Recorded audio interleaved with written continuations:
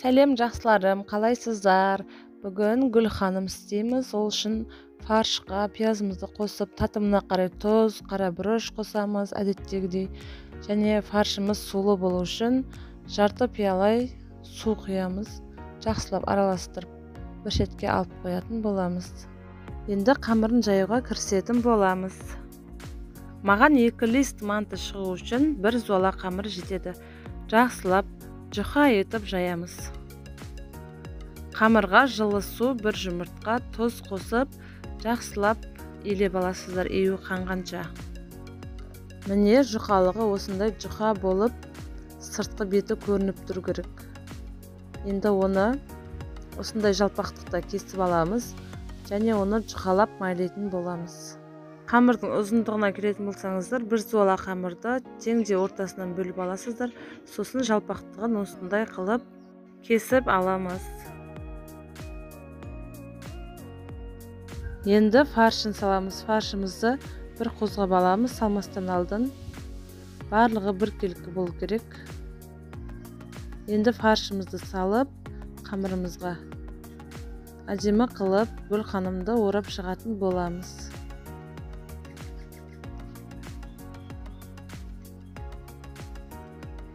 Қамырды келесі бетін жабамыз.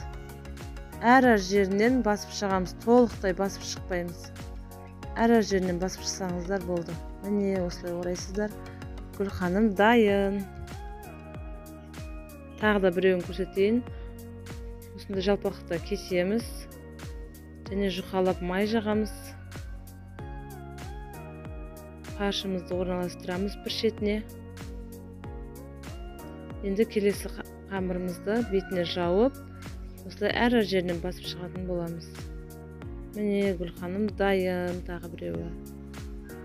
Мен теңде жартысына гүл ханым істедім, қалғанына кәдімгі қарапайым манты қылып түйдім. Мантымыз құрғақ болып қалмау үшін фаршқа жарты пиалай су қосамыз. Егер фаршыңыз майсыз болса, майы аздау болса, 2 ас қасық сұйық май қоссаңыздар болады. Егер фаршыңыз майлы болса, сұйық май құюдың қажеті жоқ. Мантыңыз сулы, сорпалы, әдемі жұмсақ болып пісетін болады. Қамыры өте жұқа болу керек. Міне менде 1 лист қаным, 1 лист манты қылам. Бетін жақсылап сұйық маймен майлаймыз. Беті жылтырап, әдемі болып піседі. Қалған қамырымызды кәдімгі қарапайым манты қылып осылай түйеміз. Және олардың да беттерін толықтай майлап шығамыз сұйық маймен. Енді мантының бетіне подлив дайындайтын боламыз. Ол үшін тапамызға кішкене сұйық май қосып, үлкенде 1 пиязымызды осылай жіңішке ұзынша етіп тураймыз. Және оның татымына қарай тұз қосамыз және құрғақ укроп қосамыз. Жарты бокал су құямыз, қайнап тұрған ыстық су. Астын баяу отта қойып пісіретін боламыз. Пиязымыз жұмсақ болып піскенше. Біздің мантымыз 45 минутта пісіп шықты. Қараңыздаршы, қандай сулы, қамыры өте жұқа, әрі жұмсақ болғаны көрініп тұр. Ас болсын, міндетті түрде осылай жасап көріңіз. Міне подливымыз дайын. Подливымызды бетіне осылай қосып жесеңіздер өте дәмді болады. Сіздерге ортасын қазір кесіп көрсететін боламын. Міне қамыры жұмсақ, езілмеген, ішіндегі фаршы сулы сорпалы болып піседі. Міне әйел заты ерекше нәрсені жақсы көреді ғой. Осылай ерекше етіп гүл ханым қылып орап, отбасыңызды қуантсаңыздар болады. Және де ұстаған оразаларыңыз қабыл болсын, ниеттеріңіз қабыл болсын. Еліміз аман, жұртымыз тыныш болсын. Міндетті түрде жасап көріңіздер осылай.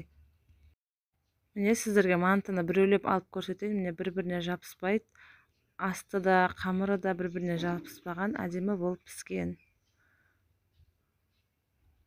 Фаршы міне сулы, сорпалы болып тұр. Ас болсын, міндетті түрде жасап көріңіздер. Менің каналыма тіркеліп, лайк басып, қазақша каналдың дамуына өз үлесіңізді қосып кетіңіздер. Алдын ала рахмет.